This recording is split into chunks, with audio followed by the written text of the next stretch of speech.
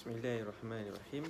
Assalamualaikum warahmatullahi wabarakatuh. Saya ucapkan buat semua murid-murid Ustaz kelas 4 Mercury dan 4 Uranus. Saya doakan supaya semua sihat walafiat dan masih lagi boleh meneruskan sesi pengajaran dan pembelajaran kita untuk minggu ini. Jadi pada minggu ini insya-Allah kita akan sambung semula sesi pengajaran kita. Okey, jadi sebelum itu seperti biasa murid-murid mestilah ada buku teks pendidikan Islam tahun 4 dan buka muka surat 180.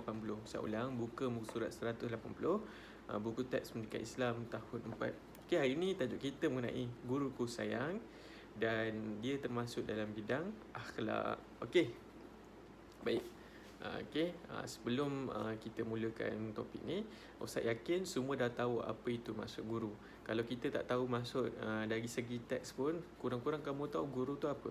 Guru tu orang yang mengajarkan kita. Okey, itu mungkin pendapat murid-murid lah. Kita dah tahu guru je mesti ada kat sekolah, guru je mesti orang yang mengajar. Okey, jadi hari ni kita akan lebih lanjut lagi. Kamu akan tahulah apa itu maksud guru. Okey, apa hukum guru, hukum berakhlak dengan guru, ada tak dalil dia. Okey, dan macam mana cara kita nak beradab dengan guru ni. Okey, jadi ini Ustaz teruskan iaitu dengan pertama sekali ada mengenai pengertian guru. Okey, rujuk muka teks surat 181 tu.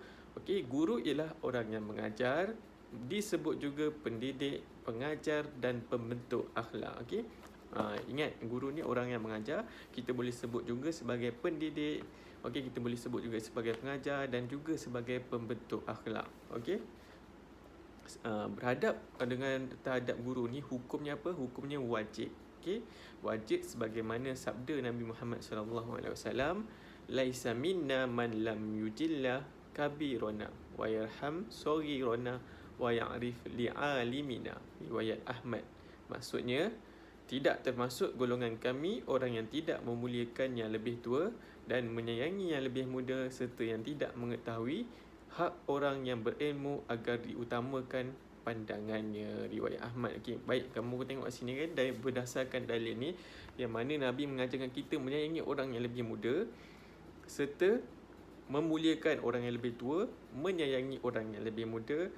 Okey, serta yang tidak mengetahui hak orang yang berilmu agar diutamakan pandangannya. Okey. Okey, baik, orang yang mengajarkan ni kita berhak memuliakan dia. Okey, itu adalah guru kita. Okey, dalam sekolah kamu, sekolah agama ke, sekolah kebangsaan ke, ketiga kamu tadika ke, okey, semua tu adalah guru-guru kamu yang wajib kamu muliakan. Okey, sebab mereka telah mendidik kamu, memberikan ilmu kepada kamu sama ada sedikit ataupun cuma satu ayat. Okey, ingat tu, guru-guru ni kita wajib muliakan. Okey. Okey, macam mana dengan adab dengan guru ni? Okey, kita masuk pula. Tadi kita dah tahu dah pengertian. Kita dah tahu dah dalil daripada Nabi. Nabi menyuruh kita supaya memuliakan orang-orang yang berilmu, iaitu orang mengajarkan ilmu kepada kita. Dan cara nak beradab dia, ada 3 kat sini diberikan, iaitu dari segi perlakuan. Okey, yang nombor 2-nya percakapan dan nombor 3-nya adalah perasaan. Okey, dari segi perlakuan, macam mana kita nak berlaku baik dengan guru tu. Okey, yang pertama dengan mentaati guru. Mentaati guru ni kita ikut apa yang dia cakap. Okey, walaupun kita rasa kita betul, dia salah, tapi kita kena ikut pandangan dia selagi tak bertentangan dengan apa yang Allah ajarkan. Okey, mungkin kita berbeza pandangan dengan guru kita, tetapi kita wajib mentaati guru kita. Okey, mentaati maksud mendengar cakap dia. Okey, kalau dia suruh duduk dalam kelas diam-diam, kamu pun perlu dengar cakap guru. Itu adalah contoh macam mana kamu mengikuti cakap guru. Bukan bila cikgu suruh duduk dalam kelas, kamu pergi merayau, pergi tandas dan pergi keluar daripada kelas yang menyebabkan kamu tiba-tiba cedera. Okey, tiba-tiba cedera bila tak ikut dengar cakap cikgu, lalas kamu salahkan cikgu. Itu kemungkinan yang ada. Okey, dan mungkin juga kamu berbohong. Okey, berbohong maksudnya kamu tak buat benda tu, padahal kamu dah buat benda tu. Sebab tu cikgu-cikgu ni, guru-guru ni kamu layak taati, ada sebab dia. Okey, sebabnya ni lah bila kamu taati benda yang baik, insya-Allah kamu akan dapat baik. Berbanding kalau kamu melanggarnya, mungkin ada yang tersilap langkah. Okey, mungkin Allah nak uji kamu dengan tiba-tiba keluar kelas, jatuh longkang dan sebagainya. Okey, kena ingat guru ni layak ditaati atas sebab-sebab tertentu. Okey, mentaati itu bukan bermaksud mendewakan. Maksudnya kita kena sembah guru, tak. Okey, mentaati sekadar apa yang guru cakapkan tu betul, kena ikut. Okey, sama juga ketaatan kamu kepada ibu bapa. Sebabnya guru ni ibarat ibu bapa yang kedua di sekolah. Dia akan menjaga kamu semua sepanjang kamu belajar tu, sehinggalah kamu balik tu, barulah kamu bersama dengan mak ayah. Okey. Memberikan tumpuan ketika guru mengajar. Yang ni yang penting untuk murid. Ingat adab dengan guru ni, bila guru mengajar, kamu berikan tumpuan. Okey, jangan menyampuk contohnya. Okey, jangan menyampuk tu tau. Cikgu tengah cakap tiba, ini kamu menyampuk dalam keadaan banyak kali. Itu pun silap juga. Kamu biarkan guru tu memberikan penjelasan dulu, barulah kamu menyoal kalau guru tu dah soal kamu. Okey. Membantu guru ini murid-murid yang baik lah. Biasanya memang ada murid-murid yang baik macam ni. Ada dengan guru dia membantu guru. Contohnya cikgu tu bawa barang berat, dia yang offer diri. Cikgu, saya nak tolong cikgu. Dia yang offer diri. Memang Ustaz tengok, perhatikan, memang ada dalam kalangan kamu yang berada di sekolah, memang yang ada yang ringan tulang, dia selalu nak minta tolong. Okey, ataupun dia selalu nak membantu tanpa guru-guru tu minta bantuan. Okey, itu sikap yang mulia lah yang murid-murid perlu ada. Okey, dan daripada segi kamu ketaatan kamu kepada guru tu lah yang menyebabkan kamu dapat pahala daripada Allah SWT. Sebabnya yang menyuruh untuk kamu mentaati guru ni bukan cikgu-cikgu tapi dalil ni daripada Allah SWT dan Nabi yang menyuruh macam tu. Sebab tu dulu Nabi pun orang yang mengajar, Nabi dihormati dan dimuliakan oleh para sahabat dia sebab sahabat-sahabat menganggap Nabi sebagai seorang guru. Yalah, Nabi setiap kali dapat wahyu, Nabi bagi kat orang lain. Okey, memberikan penjelasan tentang kenapa Allah turunkan ayat ni, kenapa kita perlu elakkan zina, kenapa kita perlu jangan minum arak, kenapa kita tak boleh berjudi. Nabi terangkan semuanya. Okey, ada sebab itulah Nabi dihormati. Okey, mendoakan guru. Okey, murid-murid yang baik adalah mereka yang sentiasa mendoakan guru. Bukan doa kepada ibu bapa saja, bukan kepada pemimpin saja, tetapi kepada guru-guru yang dia ajar pun, dia pun berdoa juga kepada Allah SWT supaya diampunkan dosa-dosa guru tu. Okey, diberikan kesihatan yang baik. Contohnya kamu doakan guru tu. Okey, macam-macam lagi doa kebaikan yang kamu boleh berikan dan doakan dalam masa sama yang guru tu tak tahu pun kamu sebutkan dia. Itu lebih baik, itu lebih makbul, itu lebih baik. Okey. Percakapan, bercakap dengan lembut dan sopan. Okey, kamu beradab dengan guru, kamu mesti bercakap dengan lembut, mesti bercakap dengan sopan. Jangan cakap kasar-kasar. Dia termasuk sama seperti macam kamu adab kamu dengan mak ayah. Tak boleh nak cakap tinggi-tinggi. Okey, nak meninggikan suara, nak tak puas hati itu, tak puas hati ni. Kamu kena cakap kalau ni sopan. Contohnya, Ustaz, saya nak pergi tandas. Contoh, bukannya Ustaz, saya nak pergi tandas. Okey, dia mesti kena. Kita ni umat Melayu ni, orang Melayu ni dan agama Islam ni sangat bersangkut paut. Sebab tu orang Melayu ni cakapnya pun sebenarnya lah, kalau ikutkan cakapnya lembat lembut. Lembat lembut tu bukan berlenggut-lenggut, tapi dia beradab. Senang cerita, dia beradab. Kalau kamu tengok orang Melayu dulu kan, cerita-cerita Piramli ke apa kan, cara dia sebutan tu pun beradab sebenarnya. Okey, jadi benda ni yang kamu kena praktikkan. Okey, bertanya perkara yang bermanfaat jika diizinkan. Yang ni Ustaz sebut tadi. Jangan asyik nak menyoal saja. Selagi guru tu belum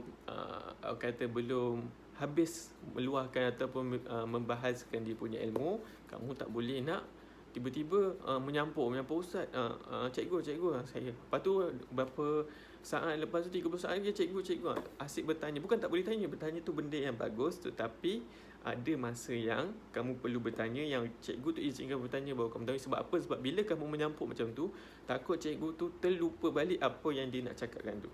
Tu kena ingat tu. Okey. Memberi salam apabila bertemu dengan guru. Ini pun sama. Kamu kena budayakan salam bila bertemu dengan cikgu. Assalamualaikum cikgu, Assalamualaikum Ustazah. Okey, Assalamualaikum Ustaz dan sebagainya. Di sekolah tu bila jumpa mana-mana cikgu, kena budayakan salam. Sebab salam ni bila orang yang berinya pun dapat pahala, orang menjawabnya pun wajib lah. Okey. Jadi bila jumpa mana-mana cikgu-cikgu kat sekolah nanti, cuba kamu budayakan budaya salam dan dapat pahala itu. Sebab kamu buat tu kerana Allah.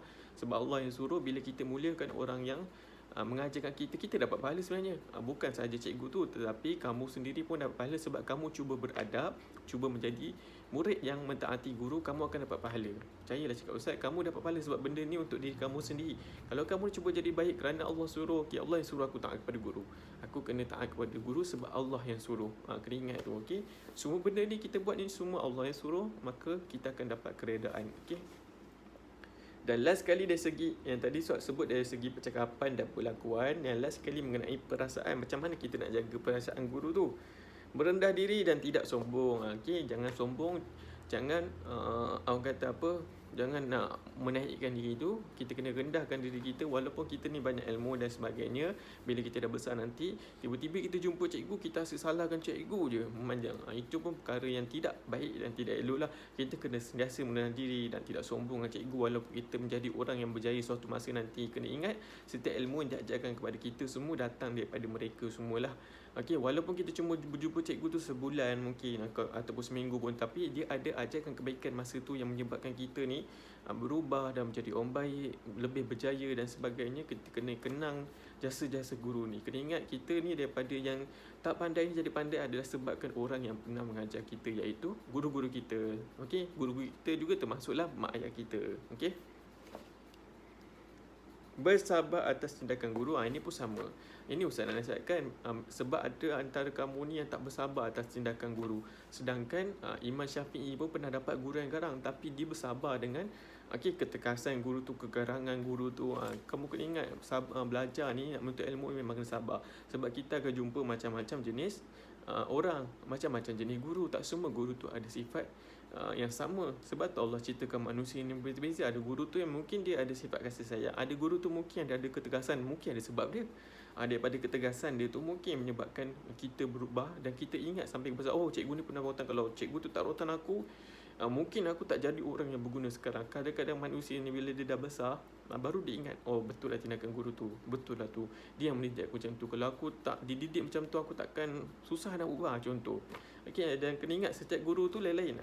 Sebab tu kita kena bersabar atas tindakan guru, walaupun kita rasakan kita betul, cikgu tu salah contohnya, kita tak boleh nak ni. Sebabnya apa?